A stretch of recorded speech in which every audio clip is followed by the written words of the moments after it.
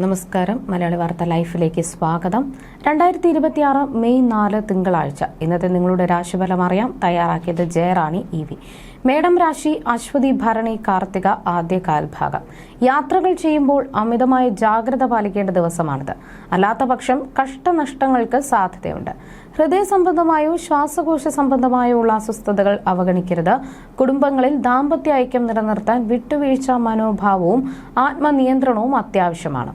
ഇടവം രാശി കാർത്തിക അവസാന മുക്കാൽ ഭാഗം, രോഹിണി മകയിരം ആദ്യ പകുതി ഭാഗം. ലക്ഷ്യബോധത്തോടെയുള്ള പ്രവർത്തനങ്ങൾ വിജയത്തിലെത്തുന്ന ശുഭദിനമാണിത്. വിദേശയാത്രയ്ക്കോ വിദേശത്ത് ജോലി ലഭിക്കാനോ ആഗ്രഹിക്കുന്നവർക്ക് അതിലൂടെ വലിയ ധനനേട്ടവും കൈവരും. കാര്യശേഷിയും ആത്മവിശ്വാസവും വർദ്ധിക്കുന്നത് വഴി എല്ലാ കാര്യങ്ങളിലും മുന്നേറാൻ സാധിക്കും. മിഥുനം രാശി മകയിരം അവസാന പകുതി ഭാഗം, തിരുവാതിര പുണർദം ആദ്യ മുക്കാൽ ഭാഗം. സമൂഹത്തിലെ ഉന്നത വ്യക്തികളെ പരിചയപ്പെടാനും അവരോടൊപ്പം സമയം ചെലവഴിക്കുവാനും ഇന്ന് സാഹചര്യമൊരുങ്ങും. ലഭിക്കുന്ന അവസരങ്ങളെ കൃത്യമായി പ്രയോജനപ്പെടുത്താൻ സാധിക്കുന്നത് വഴി ഭാവിയിലേക്ക് ഗുണകരമായ മാറ്റങ്ങൾ കൊണ്ടുവരാൻ കഴിയും. കർക്കിടകം രാശി പുണർദം അവസാന കാൽഭാഗം, പൂയം ആയില്യം. ജോലിസ്ഥലത്ത് ചില ക്ലേശങ്ങൾ അനുഭവപ്പെട്ടേക്കാം. ബിസിനസ്സിലോ വിദ്യാഭ്യാസപരമായ കാര്യങ്ങളിലോ ചെറിയ തടസ്സങ്ങൾ നേരിടാൻ സാധ്യതയുണ്ട്. കുടുംബത്തിൽ പ്രിയപ്പെട്ടവരുടെ വിയോഗമോ അസുഖങ്ങളോ മൂലം ചെറിയ മനോവിഷമവും ഉണ്ടായേക്കാം. ക്ഷമയോടെ സാഹചര്യങ്ങളെ നേരിടുക. ചിങ്ങം രാശി മകം പൂരം ഉത്രം ആദ്യ കാൽഭാഗം. തെറ്റായ ശീലങ്ങളോ ലഹരിയോടുള്ള താല്പര്യമോ ദോഷകരമായി ബാധിക്കാൻ ഇടയുള്ളതിനാൽ ജാഗ്രത പാലിക്കുക.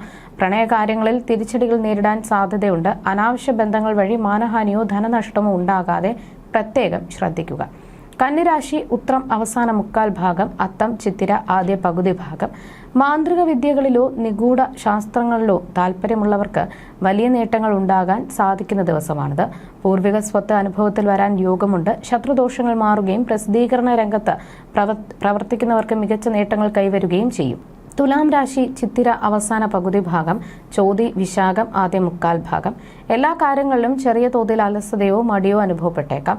സാമ്പത്തിക കാര്യങ്ങളിലും കുടുംബജീവിതത്തിലും ചെറിയ ഏറ്റക്കുറച്ചിലുകൾക്ക് സാധ്യതയുണ്ട്. മനസ്സിനെ സന്തുലിതമായി നിലനിർത്താൻ ഈശ്വര ചിന്തയോടെ മുന്നോട്ടു പോകുന്നത് നന്നായിരിക്കും. വൃശ്ചികം രാശി വിശാഖം അവസാന കാൽഭാഗം, അനിഴം തൃക്കേട്ട. വിവാഹാലോചനകളിൽ തീരുമാനമാകാനും ദാമ്പത്യ ബന്ധത്തിൽ ഐക്യം വർദ്ധിക്കാനും സാഹചര്യമൊരുങ്ങും. സന്താനങ്ങൾ വഴി സന്തോഷകരമായ അനുഭവങ്ങൾ ഉണ്ടാകും. കൃഷിയിൽ നിന്നോ കന്നുകാലി വളർത്തലിൽ നിന്നോ ധനനേട്ടം പ്രതീക്ഷിക്കാം. നല്ല സുഹൃത്തുക്കളുടെ സഹായം തേടിയെത്തും.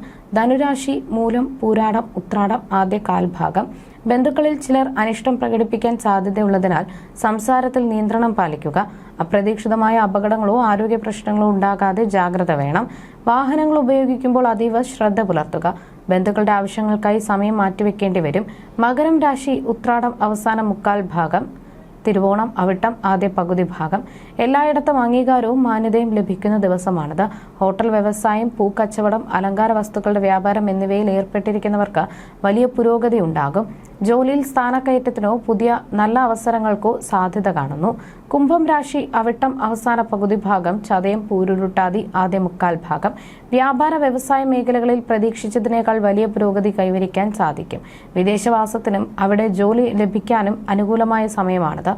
സർക്കാർ അല്ലെങ്കിൽ അർദ്ധ സർക്കാർ ജീവനക്കാർക്ക് സ്ഥാനക്കയറ്റം ലഭിക്കാൻ യോഗമുണ്ട്.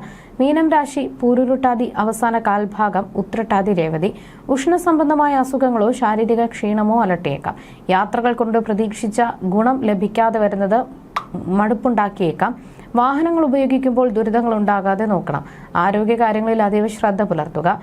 ജ്യോതിഷ സംബന്ധമായ നിങ്ങളുടെ സംശയങ്ങൾക്കും പരിഹാരങ്ങൾക്കും ജയറാണി EV 9746812212.